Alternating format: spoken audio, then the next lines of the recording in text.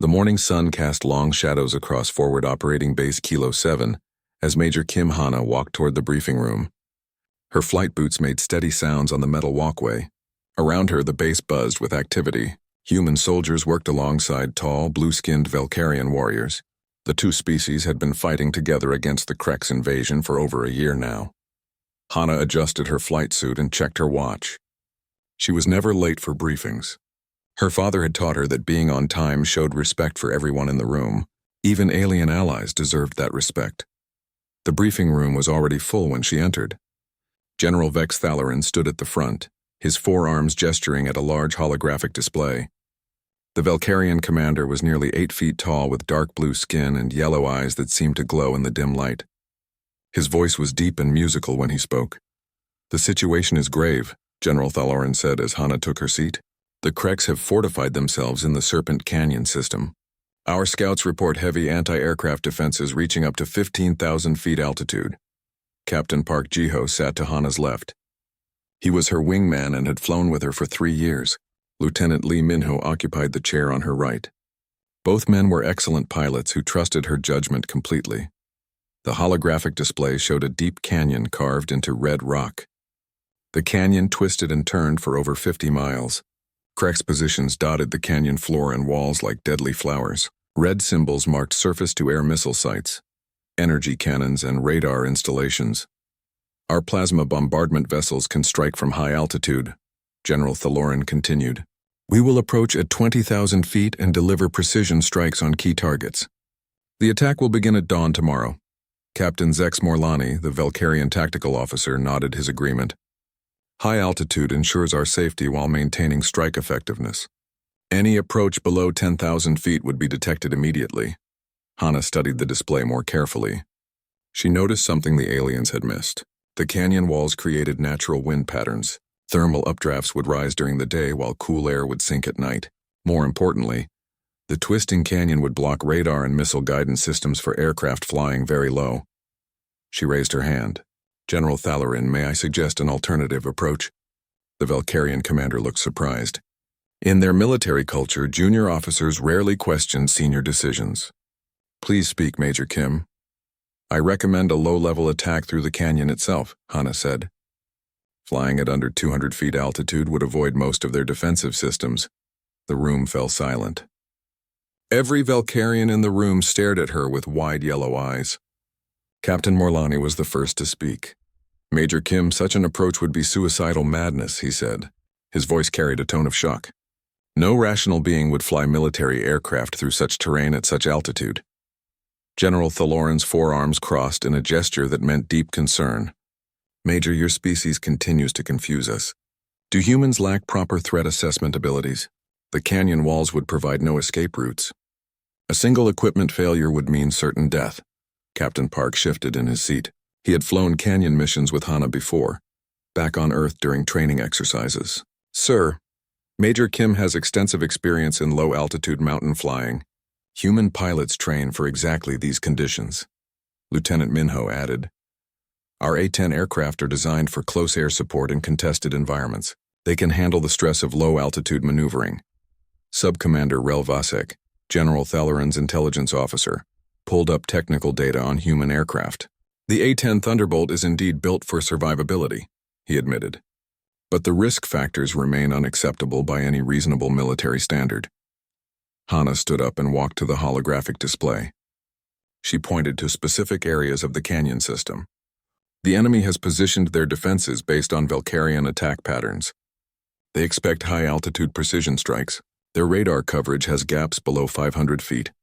She traced a path with her finger, following the canyon's natural curves. "A low-level approach would be completely unexpected. We could strike their positions from behind while their weapons are pointed skyward." General Thalarin studied the proposed route. His yellow eyes narrowed as he calculated distances and approach angles. Even if such a flight path were possible, the margin for error would be microscopic. A single navigation mistake would result in collision with canyon walls. "That's why human pilots train for these conditions," Hana explained. "We practice flying in mountains, deserts, and urban environments. Low-altitude navigation is a basic skill for A-10 pilots." Captain Morlani shook his head vigorously. This displays exactly what concerns us about human military doctrine. You accept casualties that any civilized species would consider unthinkable. We don't accept casualties lightly, Captain Park said firmly. We calculate risks differently. Sometimes the most dangerous-looking approach is actually the safest. The debate continued for another hour. Valkyrian officers presented statistical analyses showing the probability of mission failure. Human officers countered with examples from Earth's military history, where unconventional tactics had succeeded against superior forces. Finally, General Thalloran called for quiet. Major Kim, you truly believe this approach will succeed? Yes, sir, Hana replied without hesitation. The canyon provides natural cover from their defensive systems. My aircraft can handle the flight characteristics. Most importantly, they won't expect it. The Valkyrian commander was quiet for a long moment. He consulted with his staff officers in their musical language. Finally, he turned back to the humans. Very well. You may attempt this approach, but with conditions. Valkyrian forces will provide high-altitude overwatch. If your mission fails, we will extract any survivors and proceed with the original plan. Captain Morlani looked unhappy. General, I must protest. We are enabling what appears to be suicide. Perhaps, General Thalloran replied. But humans have surprised us before with their unconventional methods. We will learn something valuable regardless of the outcome. As the briefing ended, Hana felt the weight of expectation on her shoulders. She wasn't just flying a mission. She was representing humanity's entire approach to warfare. If she failed, it would reinforce Valkyrian beliefs about human recklessness. If she succeeded, it might change how both species fought together. Walking back to her quarters, Captain Park caught up with her. You sure about this, Major? Hana smiled. Remember the training flights through Death Valley? This is just Death Valley with enemies shooting at us. Lieutenant Minho laughed nervously. When you put it that way, it sounds almost routine. But Hana knew it wasn't routine at all. Tomorrow, she would either prove that human courage could overcome impossible odds, or she would become another cautionary tale about the dangers of flying too low, too fast through terrain that was never meant for aircraft. Either way, she would show the aliens what human pilots could do. The hangar bay echoed with the sound of tools and machinery as Major Kim Hana inspected her A-10 Thunderbolt. The aircraft sat under bright lights, its gray paint scheme blending with the shadows. Ground crew members crawled over every inch of the plane, checking systems and making modifications. Master Sergeant Choi Daeho emerged from beneath the aircraft, wiping grease from his hands. He had worked on A-10s for 15 years and knew every bolt and wire in the machine. His weathered face showed concern as he approached Hana. Major, we've stripped out everything we can to reduce weight, he reported. Extra armor plating is gone.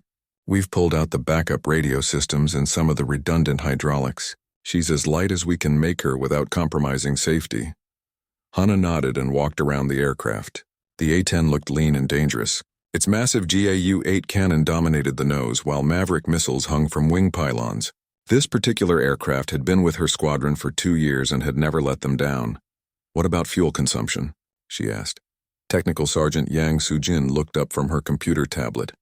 She was the squadron's best fuel system specialist and had been running calculations all morning. Flying that low will burn more fuel due to air density, plus all the maneuvering you'll need to do. We can give you maybe 45 minutes over target before you need to head home. That should be enough, Hana said. She had studied the target area for hours. The main Krex positions could be hit in a single pass if everything went perfectly. Of course, nothing ever went perfectly in combat.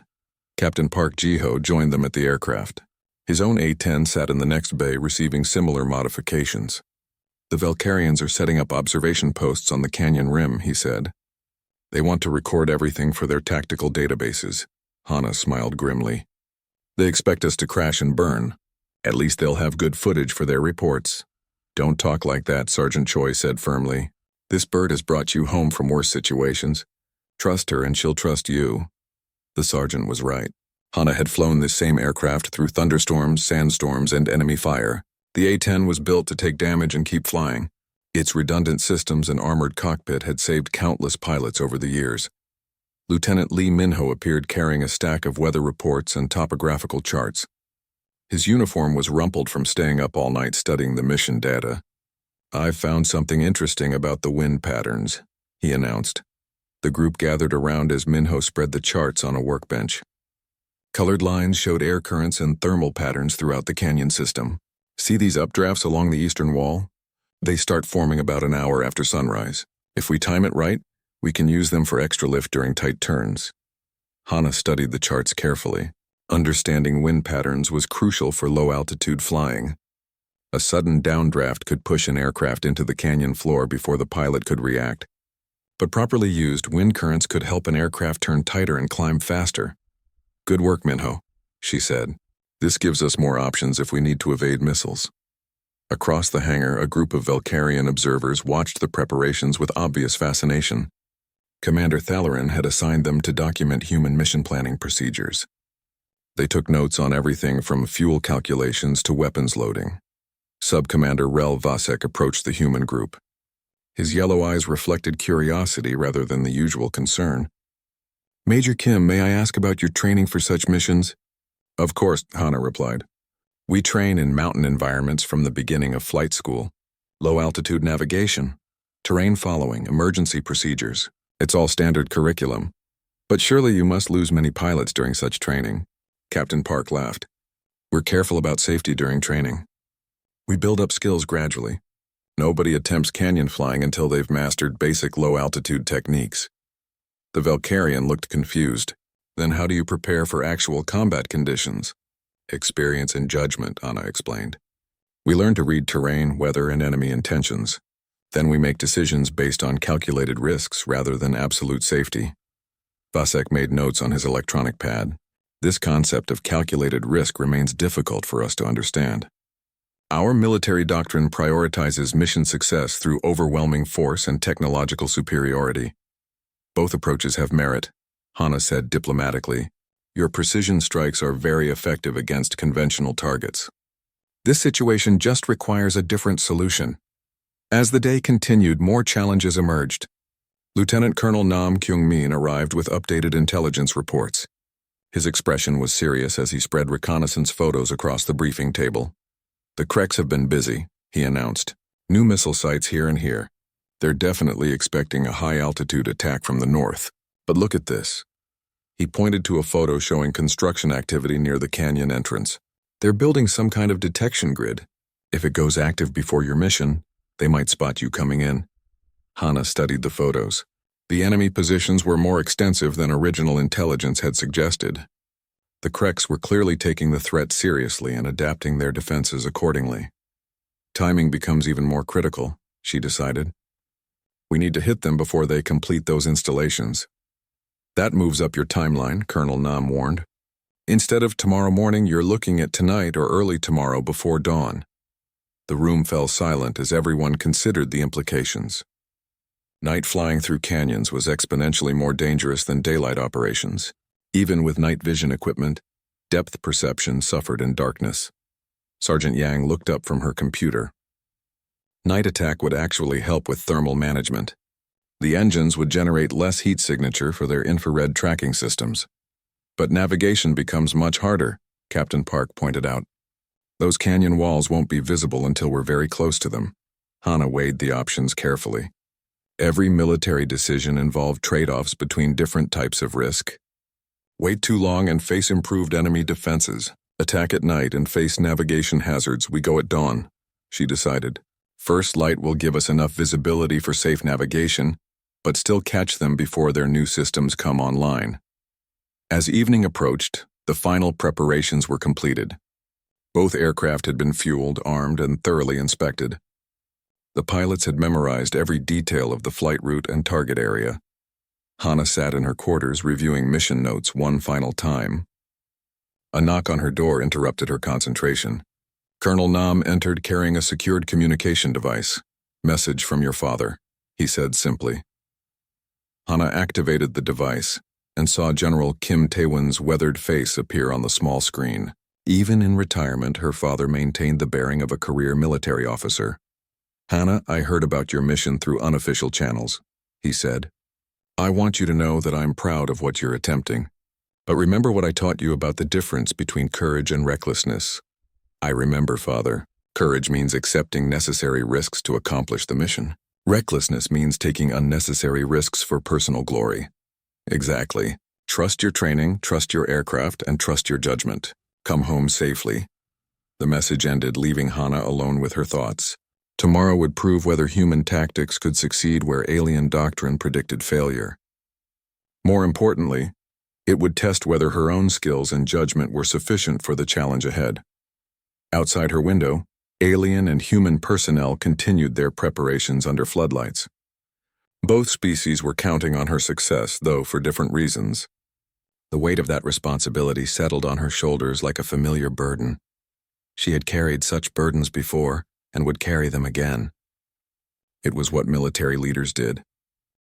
The first rays of dawn painted the sky orange and pink as Major Kim Hana climbed into her A-10 cockpit.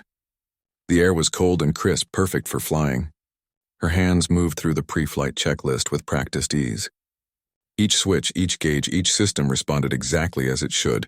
Captain Park Ji-ho's voice crackled through her headset. Dragon 2 ready for engine start. Dragon 1 copies. Beginning engine start sequence now. The twin turbofan engines spooled up with their characteristic whine. Hana felt the familiar vibration through her seat as the aircraft came alive around her. Ground crews removed wheel chocks and gave thumbs-up signals from both sides. Kilo Tower, Dragonflight requesting taxi clearance. Dragonflight cleared to taxi runway 09. Wind calm, visibility unlimited. Good hunting. As her A-10 rolled toward the runway, Hana saw Valkyrian aircraft positioned on the high plateau overlooking the canyon. General Thaloran and his pilots would watch everything from their safe altitude of 20,000 feet. Their advanced sensors would record every moment of the mission. Dragonflight, you are cleared for takeoff. Maintain runway heading until 5 miles out, then proceed as briefed. Hana pushed the throttles forward and felt the A-10 accelerate down the runway. The aircraft lifted off smoothly, climbing into the morning sky. Captain Park formed up on her right wing as they flew toward the distant canyon system. At 5,000 feet altitude, Hana began her descent toward the canyon entrance. Below, the red rock landscape stretched endlessly in all directions. The Serpent Canyon system appeared as a dark scar cutting through the desert floor. Dragon 2, we're beginning our approach. Remember to stay tight and follow my lead exactly. Copy, Dragon 1, right behind you. High above, Sub-Commander Vasek watched his instruments in amazement. General Thaloran. The human aircraft are descending through 1,000 feet altitude. They show no signs of leveling off.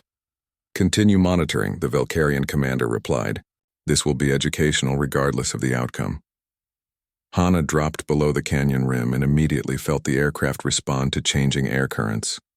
The canyon walls rose on both sides, creating a natural corridor barely wide enough for comfortable flight. She reduced airspeed and concentrated on precise navigation. The GPS system showed their position as a moving dot on the digital map, but GPS could not account for wind gusts or sudden turbulence. Hana relied on her eyes and years of training to read the terrain ahead. Dragon 1, I'm picking up radar emissions from the target area, Captain Park reported. They know something is coming, but they can't get a solid lock on us. The canyon walls were blocking most enemy radar coverage exactly as Hana had predicted. Occasional radar beams swept across their flight path, but the signals scattered off the rock formations and provided no useful targeting data. Ahead, the canyon made a sharp turn to the right. Hana banked her aircraft smoothly, using the thermal updrafts along the eastern wall for additional lift. The maneuver brought them even closer to the canyon walls, but also made them completely invisible to enemy sensors. Incredible, Captain Morlani whispered from his observation post. They are flying at an altitude that should be impossible in such terrain. General Thaloran studied the tactical display. The human aircraft appeared and disappeared from sensors as they wove between rock formations. Their navigation precision exceeds our calculations. How are they maintaining such accuracy? The answer was experience and intuition. Hana read the canyon like a three-dimensional book. Every shadow indicated wind patterns. Every rock formation suggested turbulence or clear air. Her father had taught her that good pilots felt the aircraft through their hands and feet, not just their eyes. Dragon 2, target area coming up in 2 minutes. Switch to attack frequency and prepare weapon systems. Copy, Dragon 1. Missiles armed. Cannon ready. The canyon opened into a wider area where Krek's forces had established their main defensive positions. Gun emplacements dotted the canyon floor while missile launchers occupied caves in the canyon walls. Everything was positioned to engage high-altitude attackers from the north. Hana came at them from the south, flying barely 50 feet above the canyon floor. The first Krek sensors detected movement, but their targeting computers could not process aircraft moving so fast at such low altitude through irregular terrain. "Target in sight," Hana announced. "Beginning attack run." She pulled up slightly and triggered her first Maverick missile. The weapon streaked toward a radar installation and exploded in a ball of fire. Secondary explosions indicated ammunition storage had been hit. Captain Park attacked a missile battery on the western wall. His cannon fire raked across enemy positions before they could rotate their weapons to engage. Krek soldiers scrambled for cover as 30mm rounds tore through their fortifications. "Dragon 1, I have multiple missile launches from the north wall," Park called out. Hana saw the smoke trails rising from concealed launch sites. The Kreks were firing surface-to-air missiles, but their guidance systems struggled to track targets moving so close to the ground. She jinked left and right, using the canyon walls to break missile lock-on attempts. One missile passed so close that she felt the aircraft shake from its exhaust. Another exploded against the canyon wall after losing guidance. The enemy weapons were designed for high-altitude interception, not close-range canyon fighting. "Dragon 2, stay close to the eastern wall. Use the rock formations for cover." "Roger, Dragon 1. These guys really don't like us being down here." Hana lined up on a major command bunker built into the canyon wall. She fired 2 more Maverick missiles and watched them impact the target. The bunker disappeared in a series of explosions that sent debris raining into the canyon. Above them, the Valkyrian observers watched in stunned silence. The human pilots were accomplishing what their tactical computers had declared impossible. Not only were they surviving at such low altitude, they were systematically destroying enemy positions that had been considered impregnable. General Thaloran, Sub-Commander Vasek reported, "Enemy communications are in complete chaos. They appear to have no doctrine for responding to low-altitude attacks from this direction. The humans have achieved complete tactical surprise," the general acknowledged. "Our assumptions about acceptable risk were clearly inadequate." In the canyon, Hana continued her attack run. Enemy return fire was sporadic and poorly aimed. Most Krek's weapons could not depress low enough to engage aircraft flying at such altitude. Those that could fire were hampered by the confined space and their own defensive positions. "Dragon 1, fuel state is getting critical," Captain Park advised. Hana checked her own fuel gauges. They had been over the target for 35 minutes longer than originally planned. But the mission was nearly complete. Most major enemy positions had been destroyed or abandoned. "Copy, Dragon 2. One more pass and we head home." She turned for a final attack on the remaining missile sites. The Kreks had stopped shooting, apparently conserving ammunition for targets they could actually hit. Their entire defensive strategy had collapsed in the face of an attack they had never imagined possible. As Hana climbed out of the canyon and headed home, she felt a sense of quiet satisfaction. The mission had succeeded beyond all expectations. More importantly, she had proven that human tactical thinking could adapt to situations that stymied alien logic. Behind them, smoke rose from dozens of destroyed enemy positions. The Serpent Canyon system was no longer a threat to Allied operations.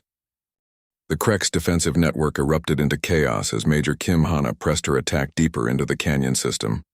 Her A-10's GAU-8 cannon roared to life, sending streams of 30mm rounds into enemy armor positions. The distinctive sound echoed off canyon walls like thunder. "Dragon 2, I have eyes on heavy armor moving up from the eastern approach," Captain Park Jiho reported. His aircraft swooped low over a convoy of Krek's battle tanks attempting to reinforce the main positions. "Copy, Dragon 2. Engage at will. I'll take the western gun positions." Hana banked her aircraft hard left, pulling nearly 4 Gs as she lined up on a cluster of anti-aircraft guns. The enemy crews were frantically trying to depress their weapons low enough to target her. But the guns had never been designed for such close-range combat.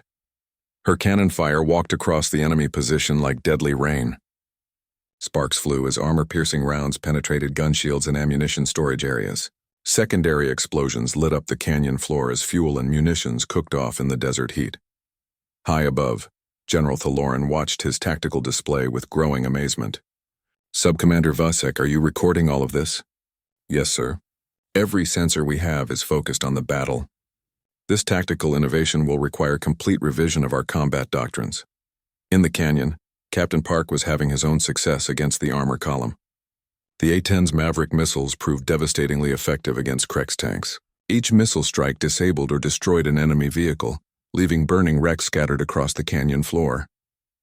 Dragon 1, I'm seeing movement in those caves on the north wall, Park called out. Looks like they're trying to bring up more missile launchers. Hana looked where her wingman indicated and saw Krek soldiers moving equipment through natural caves that honeycombed the canyon walls. The enemy was adapting faster than she had expected, bringing up reserves from deeper positions. I see them. Dragon 2. Let's discourage that kind of thinking. She pulled up sharply and fired 2 Maverick missiles at the cave entrances. The explosions brought down tons of rock, sealing the caves and trapping the enemy reinforcements inside. But the maneuver also exposed her aircraft to enemy fire from previously hidden positions. Warning tones screamed in her cockpit as multiple radar systems locked onto her aircraft. Red lights flashed across her instrument panel as surface-to-air missiles launched from concealed sites throughout the canyon. Dragon 1, you have multiple SAMs inbound, Park shouted over the radio. Brake left, brake left. Hana threw her aircraft into a violent turn, diving toward the canyon floor to break the missile guidance locks. The A-10 shuddered under the stress of the high-G maneuver, but its sturdy construction held together. 2 missiles streaked past her canopy, their proximity fuses detonating against the canyon walls. Rock fragments peppered her aircraft, but the A-10's armored cockpit protected her from serious damage. Dragon 2, status report, she called out as she leveled off barely 30 feet above the ground. Dragon 2 is hit, Park replied, his voice strained. Took shrapnel in the right engine. Still flying but losing power. Hana looked over and saw smoke trailing from her wingman's aircraft. Park was struggling to maintain altitude and airspeed with only 1 engine operating at full capacity. In the confined space of the canyon, a single engine approach would be extremely dangerous. Dragon 2, can you make it out of the canyon? Negative, Dragon 1. I need to find a place to set her down before she quits flying altogether. The tactical situation had suddenly become much more complicated. Hana could complete her mission and escape the canyon, but that would mean abandoning her wingman. Every instinct in her military training rejected that option completely. Dragon 2, stay close to the eastern wall. I'll provide cover while you look for a landing site. Dragon 1, you should complete the mission and get out of here. Don't risk both aircraft for my mistake. No one gets left behind, Park. That's not how we do business. High above, the Velkarian observers were witnessing something they had never seen before. Captain Morlani turned to General Thaloran with confusion written across his features. General, the lead pilot is remaining in the combat zone to protect her damaged wingman. This violates basic tactical doctrine. She should complete the mission and withdraw. General Thaloran studied the tactical display thoughtfully. Perhaps, Captain Morlani, but observe how she maneuvers to draw enemy fire away from the damaged aircraft. This demonstrates a different kind of tactical thinking. In the canyon, Hana was indeed drawing enemy attention to herself. She made herself a tempting target by flying straight courses between cover positions, allowing the Kreks to think they might get a clear shot at her aircraft. Every time enemy weapons turned toward Captain Park's smoking A-10, Hana would suddenly appear and attack those positions with cannon fire or missiles. She was using herself as bait to protect her wingman. Dragon 1, I found a flat area near the south entrance, Park reported. It's not much, but I think I can put her down in one piece. Copy. Dragon 2, I'll cover your approach. Park began his emergency landing approach, gliding his damaged aircraft toward a narrow strip of level ground. Hana flew overhead, scanning for enemy positions that might threaten the landing. She spotted a Krek's missile team setting up in rocks near the improvised landing zone. Without hesitation, she dove toward the position and opened fire with her cannon. The enemy soldiers scattered, but not before launching one final missile at the landing A-10. Dragon 2, missile inbound from your 3 o'clock. Park saw the weapon approaching and threw his aircraft into the only evasive maneuver available. He banked hard right, but the damaged engine couldn't provide enough power to maintain the turn. The A-10 clipped a rock outcropping with its right wing before settling heavily onto the canyon floor. Dust and debris flew everywhere as the aircraft skidded across the rough ground. When the dust settled, Park's A-10 sat upright but clearly out of action. Smoke continued to pour from the damaged engine. Dragon 2, talk to me, Hana called anxiously. Dragon 1, I'm alive and mostly in one piece, but this bird isn't flying anywhere soon. Hana circled overhead while assessing the situation. Enemy forces were already moving toward the crash site. Park would need immediate evacuation or he would be captured within minutes. Dragon 2, can you move to that cluster of rocks 50 meters east of your position? Roger, Dragon 1. Moving now. Hana watched Park climb out of his cockpit and run toward the rocks she had indicated. The pilot moved with a slight limp, but appeared to be functional. She keyed her radio to contact the overhead Valkyrian forces. Kilo Control, Dragon 1 requests immediate combat search and rescue for Dragon 2. Pilot is alive and mobile but needs extraction. General Thalarin's voice came through the communications channel. Dragon 1 extraction teams are already airborne. Estimated arrival 15 minutes. Can you maintain position that long? Affirmative, Kilo Control. I have sufficient fuel and ammunition to provide cover. For the next 15 minutes, Hana flew circles around the crash site like a protective mother bird. Anytime Krek's forces approached Park's hiding place, she would swoop down and drive them back with cannon fire. The enemy tried several times to organize attacks on the grounded pilot, but Hana's aggressive flying prevented them from getting close. Her A-10 absorbed more damage from ground fire, but the sturdy aircraft kept flying. Finally, Valkyrian rescue craft appeared at the canyon rim. The sleek alien ships descended rapidly toward Park's position, their advanced shields deflecting enemy weapons fire. Dragon 2, your ride is here. Move to the pickup zone now. Park sprinted from his hiding place toward the landing rescue craft. Hana flew overhead, suppressing any enemy forces that tried to interfere with the extraction. Within minutes, the rescue ships were climbing out of the canyon with Captain Park safely aboard. Hana followed them up, her mission finally complete. As they cleared the canyon rim, Hana felt the tension drain from her body. Both pilots were safe, the mission had succeeded, and she had proven that human determination could overcome seemingly impossible odds. The Valkyrian observers had witnessed something that would change their understanding of human military capabilities forever. Major Kim Hana's damaged A-10 touched down at Forward Operating Base Kilo 7, with smoke still trailing from several bullet holes in its fuselage. Ground crews rushed to meet the aircraft as she taxied toward the hangar. The distinctive whine of the engines gradually faded as she shut down the systems. Master Sergeant Choi Daeho was the first to reach her aircraft. His weathered face showed relief mixed with professional concern as he began his initial damage assessment. Major, looks like you brought back a flying colander. How many hits did you take? Hana climbed down from the cockpit, her flight suit dark with sweat. Too many to count, Sergeant. But she kept flying and brought me home. That's all that matters. Around the hangar, dozens of personnel had gathered to see the returning aircraft. Human and Valkyrian soldiers stood together, all eager to hear about the mission that everyone had expected to end in disaster. General Thalarin approached with his staff officers trailing behind.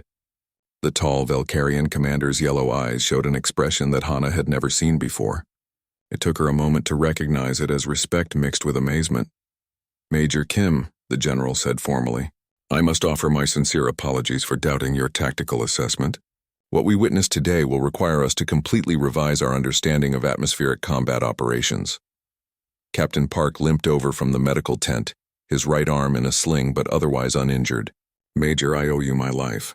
Anyone else would have completed the mission and left me behind. That's not how we operate, Park. No one gets left behind ever. Sub-Commander Vosik stepped forward with his electronic notepad. Major Kim, we have recorded over 6 hours of combat data from your mission. The tactical innovations you demonstrated appear to violate several basic principles of military aviation. Hana smiled tiredly. Sometimes you have to break the rules to accomplish the mission.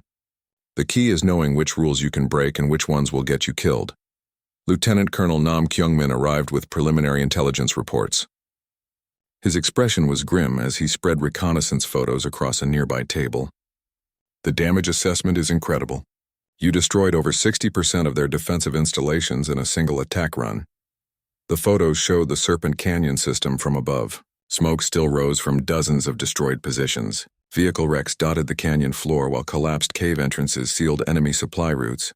More importantly, Colonel Nam continued, we're receiving reports from across the sector that Krek's forces are frantically repositioning their anti-aircraft defenses. They're trying to guard against low-altitude attacks that they never considered possible. General Thaloran studied the photos with obvious interest. This single mission has forced the enemy to redeploy resources from multiple worlds. The strategic implications extend far beyond this local victory. Technical Sergeant Yang Sujin approached with her damage assessment report. Major, we count 47 bullet holes, 3 missile fragment impacts, and stress damage to the airframe from extreme maneuvering. It'll take 3 days to get her fully mission-ready again. She performed perfectly when it counted, Hana replied. The A-10 was designed for exactly this kind of mission. Captain Morlani, who had been quietly observing the debriefing, finally spoke up. Major Kim, I must admit that my initial assessment was completely incorrect. What appeared to be suicidal recklessness was actually calculated tactical innovation. The difference is training and experience, Hana explained. We practice these maneuvers until they become instinctive. Then we adapt them to specific tactical situations. Over the next several hours, Hana found herself repeating the mission briefing for various groups of officers and analysts. Each time, the questions became more detailed and technical. The Valkyrians were particularly interested in her navigation techniques and split-second decision-making. How did you maintain such precise position control while evading multiple missile attacks? Sub-Commander Vasek asked during one session. Years of training in similar environments, Hana replied.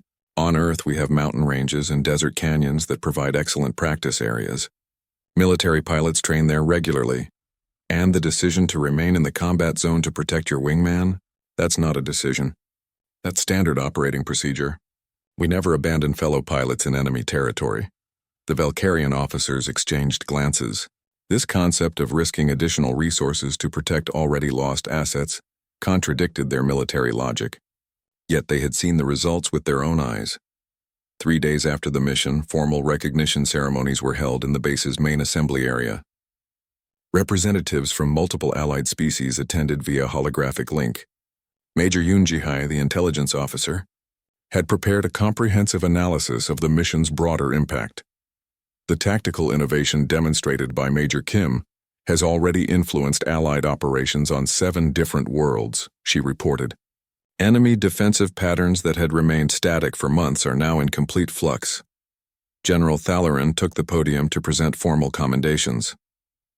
The Valkyrian High Command has authorized me to present the Star of Military Innovation to Major Kim Hana. This recognition has been granted only 12 times in our military history. The medal was a crystalline structure that seemed to glow with its own inner light. As Thalarin placed it around Hana's neck, she felt the weight of responsibility that came with the recognition. Major Kim, the general continued, you have expanded the boundaries of what we considered possible in atmospheric combat. Your tactical thinking will be studied in our military academies for generations to come. After the ceremony, Hana found a quiet moment with Captain Park and Lieutenant Minho. Both men would be flying with her again once repairs were completed and Park's injuries healed. So what's next, Major? Minho asked. I heard rumors about establishing a training program. The High Command wants us to teach these techniques to other pilots, Hana confirmed. Both human and alien crews will be training together. Park grinned despite his sling. Should be interesting, teaching Valkyrians to fly like crazy humans. They're not crazy if they work, Hana pointed out. We proved that calculated risks can achieve results that overwhelming force cannot. That evening, Hana received another secured communication from her father. General Kim Tae-won appeared on the small screen, his retired uniform replaced with civilian clothes but his military bearing unchanged. Hana, the entire defense ministry is talking about your mission. You've become something of a legend overnight. I just did my job, Father. The same job thousands of other pilots do every day, perhaps, but you did it in a way that opened entirely new possibilities for how we think about air combat. That's the mark of true innovation. I learned from the best teacher, Hana replied with a smile. And now you'll be teaching others. Remember that leadership means developing people who can eventually surpass your own achievements. After the call ended, Hana walked out onto the base's observation deck. Stars filled the alien sky while the sounds of night operations continued around her. Somewhere out there, enemy forces were adapting to new realities. Her mission had been successful beyond anyone's expectations, but she knew that success in war was always temporary. Tomorrow would bring new challenges and new opportunities to prove that human determination could overcome any obstacle. The Valkyrians had learned to respect human tactical thinking. Now it was time to learn from each other and create something even better, than either species could achieve alone. Standing under alien stars on a distant world, Major Kim Hana felt the satisfaction of a job well done. But more importantly, she felt the excitement of new challenges ahead. The war was far from over, but humanity had proven once again that impossible was just another word for untested. 6 months after the Serpent Canyon mission, Major Kim Hana stood on the flight line at the newly constructed Combined Tactical Training Center. Before her, a mixed formation of human A-10s and modified Valkyrian interceptors prepared for their morning training exercise. The sight would have been impossible to imagine a year earlier. Human and alien pilots worked side by side, sharing techniques that each species had developed over centuries of warfare. The cultural exchange was producing results that surprised everyone involved. Captain Park Ji-ho, fully recovered from his injuries, served as Hana's deputy instructor. His experience surviving the canyon crash had made him something of a celebrity among both human and Valkyrian pilots. Today he was briefing a group of alien students on emergency landing procedures. "Remember," Park told his mixed audience, "the A-10 can land on almost any surface if you maintain proper airspeed control. Don't try to save the aircraft if it means risking the pilot." Sub-Commander Rel Vasek raised one of his 4 hands. The young Valkyrian had volunteered for the exchange program immediately after witnessing Hana's mission. "Captain Park, how do you overcome the natural fear response when approaching such rough terrain?" "Training and confidence in your equipment," Park replied. "We practice emergency landings until they become routine procedures rather than panic situations." Across the flight line, Lieutenant Minho was conducting pre-flight inspections with a group of Valkyrian technicians. The aliens were fascinated by human maintenance procedures, which emphasized redundancy and field repair capability over perfect factory specifications. "This hydraulic system appears to have multiple leak points," observed technician Zal Korvek, examining an A-10's wing assembly. "That's normal wear," Minho explained. "The system is designed to function even with minor leaks. We fix them during scheduled maintenance, but they don't ground the aircraft for combat operations." The Valkyrian technician made notes on his portable computer. Their own aircraft required perfect mechanical condition before flight operations, a standard that had proven impractical in extended combat situations. Hana walked between the various training groups, observing the exchange of knowledge and techniques. The program had expanded beyond her original expectations. Pilots from 6 different allied species were now participating in the cross-training exercises. General Thallerin approached, his yellow eyes bright with satisfaction. Over the months, he had become one of the program's strongest supporters after seeing its practical results in combat operations. "Major Kim, I have news from the High Command. Your training methods have been adopted as standard doctrine for all multi-species tactical units. The formal designation is the Kim Protocol for Low-Altitude Combat Operations." Hana felt a mixture of pride and responsibility at hearing her name attached to military doctrine.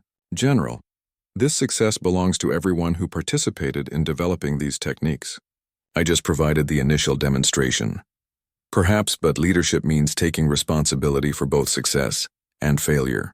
You have shown remarkable leadership in both areas." Near the training aircraft, a group of pilots was practicing formation, flying at extremely low altitude.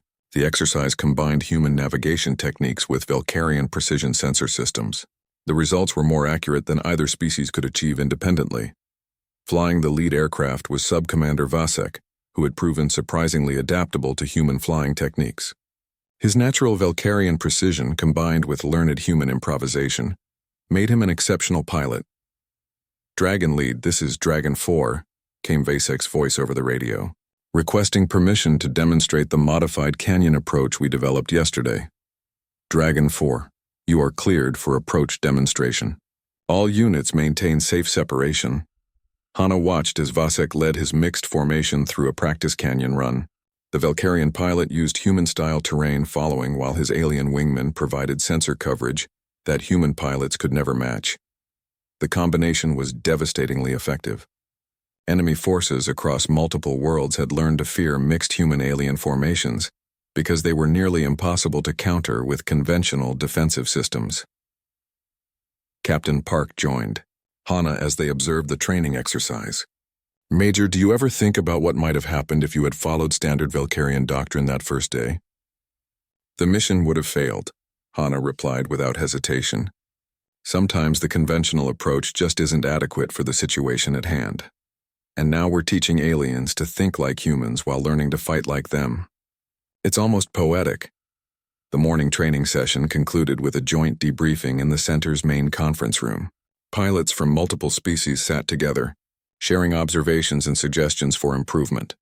Lieutenant Colonel Nam Kyungman presented the latest intelligence reports showing the strategic impact of the new tactics. Enemy defensive configurations have been completely reorganized across 17 star systems. They're trying to defend against attacks they still don't fully understand. More importantly, added Major Yoon Ji-hai, Allied casualty rates have decreased by 40% since implementation of combined species tactics. We're achieving better results with fewer losses. Sub-Commander Vasek stood to address the group. 6 months ago, I believed that Major Kim's approach was suicidal madness. Today, I have flown similar missions, successfully because I learned to see tactical problems through human eyes. And we've learned to use Valkyrian sensor systems and precision targeting to make our attacks more effective, Captain Park added. The combination is stronger than either approach alone. After the debriefing, Hana found herself alone in her office reviewing mission reports from across the Allied territories.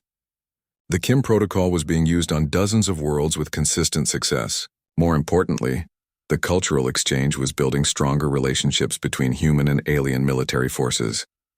A knock on her door interrupted her concentration. General Thaloran entered carrying a secured communication device. Major, this message just arrived from Earth. It appears to be from the highest levels of your government. Hana activated the device and found herself looking at the face of General Harrison Kim, chairman of the Joint Chiefs of Staff and no relation despite the shared surname. Major Kim, on behalf of the entire Earth Defense Council, I want to express our gratitude for your contributions to the war effort. Your tactical innovations have saved countless lives and strengthened our alliance with the Valkyrian coalition. The general paused, consulting notes before continuing. More importantly, you have demonstrated that human adaptability and alien precision can work together to achieve results that neither could accomplish alone. This cooperation will be essential for our long-term survival. When the message ended, Hana sat quietly for a moment. The recognition was gratifying, but the real satisfaction came from seeing former enemies learning to trust and support each other. Another knock interrupted her thoughts. This time it was her father, General Kim Tae-won, who had arrived for an unscheduled visit to the training center. Father, what brings you all the way out here? I wanted to see what my daughter has built, he replied, settling into a chair across from her desk. The reports don't do justice to what you've accomplished. I had a good teacher who emphasized that military service means constant learning and adaptation, and now you're teaching others the same lessons. The circle continues. They walked together to the observation deck overlooking the flight line. Below them, human and alien personnel worked together with an efficiency that would have been impossible a year earlier. Are you proud of what you've achieved? Her father asked. Hana considered the question carefully. I'm proud that we found a way to make the impossible possible. But more than that, I'm excited about what comes next. As if summoned by her words, Sub-Commander Vasek approached with a group of newly arrived pilots from 3 different species. All were eager to learn the techniques that had revolutionized Allied military operations. Major Kim, Vasek said formally, allow me to introduce the latest class of students for the Combined Tactical Program. They have traveled from across the galaxy to learn from the pilot who proved that flying low was not suicidal, but strategic. Hana smiled as she looked at the eager faces surrounding her. Each represented a different world, a different culture, a different way of thinking about warfare. But all shared the common desire to protect their homes and families. Welcome to the program, she told them. The first lesson is this. There's no such thing as impossible, only untested. We're going to test a lot of things together. As the sun set over the alien landscape, casting long shadows across the training facility, Hana felt a deep sense of satisfaction. The war continued across dozens of worlds, but humanity and its allies were no longer fighting alone. They were fighting together, combining their strengths and covering each other's weaknesses. It was exactly what her father had taught her about leadership, applied on an interstellar scale. The future remained uncertain, but one thing was clear. The galaxy had learned that humans did not accept impossible as an answer. And now neither did their alien allies. Together, they would face whatever challenges lay ahead with courage, innovation, and an unshakable commitment to never leave anyone behind.